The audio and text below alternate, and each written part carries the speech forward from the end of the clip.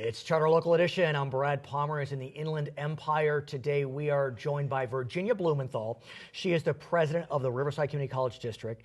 As if she's not busy enough, she is also the chair of the Ad Hoc Ethics Commission for the City of Riverside. Correct.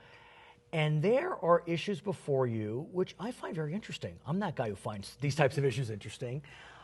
You know, ethics is such an important issue when it comes to elective office. And Riverside has an existing ethics code that's not very specific. It creates these lofty goals, but doesn't define how to meet those goals. Well, the current ethics standards was voted in by the people, by the citizens, by way of resolution. But the purpose of it was not so you can find out how to file complaints, which is what everyone's upset about on it. It was really aspirational in nature. Right. It told you what you should be reaching for. Right. For example, to be fully informed about making all decisions. Well, if a decision goes in a different direction, complaints would be filed, they weren't fully informed. And it's very difficult. So they formed a ad hoc ethics committee. I am chair of that committee, non-voting. Because? Actually, I like that. As chair, you're non-voting. As chair, I'm non-voting. You're moderating. I'm moderating, basically, is what it is. Are city council members on the committee? Absolutely not. Oh, who? All citizens. How many? We have one citizen from each ward and three at large. Okay. And so you've gotten together, and we're starting to kind of get into the meat. Yes, we've been meeting since September, well, since almost a year ago. So I want to talk about some of these issues because they are ubiquitous when you look at government service. So the first question is the acceptance of favors and gifts. And the standard that you're looking at is you don't want to accept a favor or gift if it could bias you or appear Correct, the appearance of impropriety. And that's one, as you know, a former lawyer who loved law school but didn't like the practice of law, it always kind of baffled me. I mean, you know, you're trying to set clear standards. That biased you is clear, but that appears to bias you, that seems so amorphous. Well, that's the appearance of impropriety. What we have done with this committee, as opposed to having lofty goals, we have set forth, these are our goals. We would love to, we want to aspire to be the very best we can be in these areas. You're looking at behavior. That's correct. But what we've done this time around is we have now made a list of thou shalt not. Right. But how do you define the appearance of impropriety? That's the one that's always baffled me. If you have someone that's a very best friend of yours and you're voting on their salary. But wouldn't that be clear that it's bias? Well, so far, it's when you have the appearance of impropriety, let's assume you're not biased there, that you could absolutely be fair. But it gives the appearance of impropriety. So you feel as if that standard is clear enough. It's not going to be too amorphous. Well, we as attorneys live by that standard all the time. Which is true, which is very true. We cannot give the appearance of impropriety or appearance of a conflict. I want to ask you about lobbying. That's another big issue because this is not unique to Riverside. The question is that revolving door of government. Right. You're elected one day, you're a lobbyist the next day. How are you looking to address that? They are looking at addressing it by having a one-year hiatus. Okay, and that's a common standard. Yes, and that's what they're taking a look at, that you don't just step off the dais and immediately go become a lobbyist. You have to wait a year. A year is not that long. A year is not that long, but we're also, they're also taking a look at having lobbyists register. Tell me about that. Why is that seen as creating a lofty goal? It's seen as creating a lofty goal because then there's, somebody can say, oh, I'm really not a lobbyist, as opposed to people set forth and declare it. Those who are lobbyists set forth, and then you have to be more careful about a lobbyist and contributions that are being made for a campaign. Then the question becomes, who hears complaints?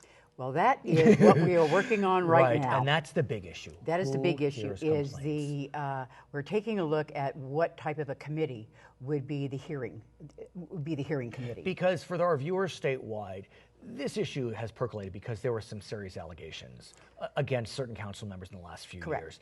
And there wasn't a clear sense as to who should hear those complaints. Well, what they would do is they would grab individuals from the various committee and commissions that they have and make a hearing board out of them. And a lot of those people did not want to be a hearing officer. They did not want to be any part of this. So we are looking at forming a group, a full committee to do nothing but hearing these. And would these folks be members of the city council? Absolutely not. No, specifically not. Correct. Because you understand, you can only file a complaint against elected officials and those who are members of boards and commissions. This does not apply to the city clerk, the city attorney, or the city manager. Okay. Those are different types of positions. There's Right. constitutional issues there. Right. Nor does it apply against any employees because you Right. have negotiated contracts, MOUs, and so on. So with regard to an elected official, if there is a perceived violation, what's the remedy? That's what we're also Or the working penalty. on. Because sometimes there is not much you can do as Right. far as what the power of the city is. We're not talking about, we don't file charges, Right. we don't prosecute. But could you make a criminal reference? Would that be appropriate? You can make a criminal reference that it seems to raise to that level, and then Okay. you could refer it to the district attorney's office. Sure. Public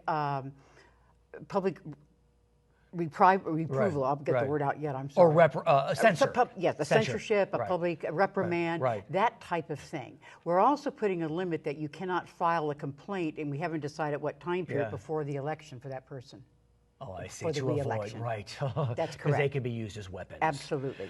Now, what about, let's say you're the head of the planning commission. Are the penalties easier, clearer to met out? You can, well, it's the easiest part is you can remove them. You have no power to remove an elected Right. elected official.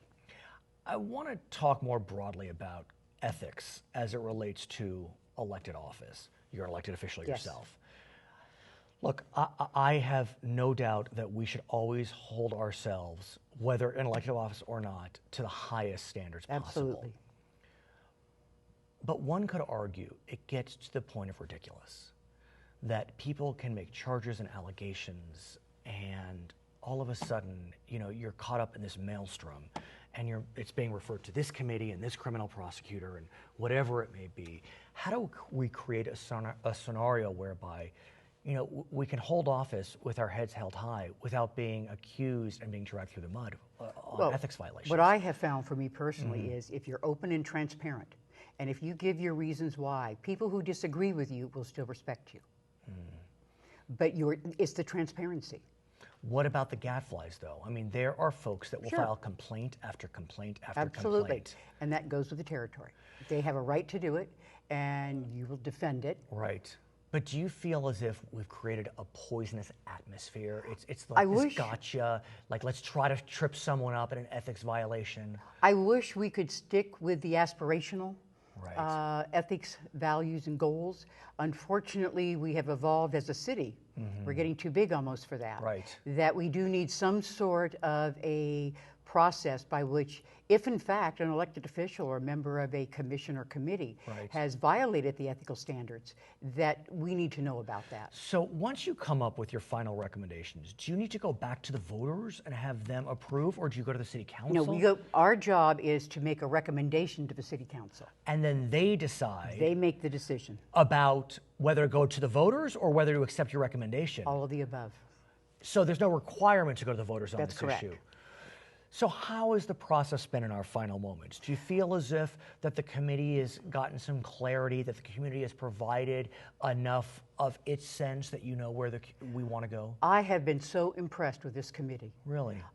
Everyone who is there has worked hard, very open and spirited discussions. I don't even mean debates, but No, I hear you. discussions. And we're talking about individuals from all walks of life, from all political viewpoints, but we have a common goal. And they are really working together. It's absolutely been wonderful. I can't speak more highly of any committee than this one. It's good to hear. Her name is Virginia Blumenthal. Today she is joining us as the chairman of the Ad Hoc Ethics Commission for the City of Riverside. I'm Brad Pomerance. In the Inland Empire, it's Turner Local Edition.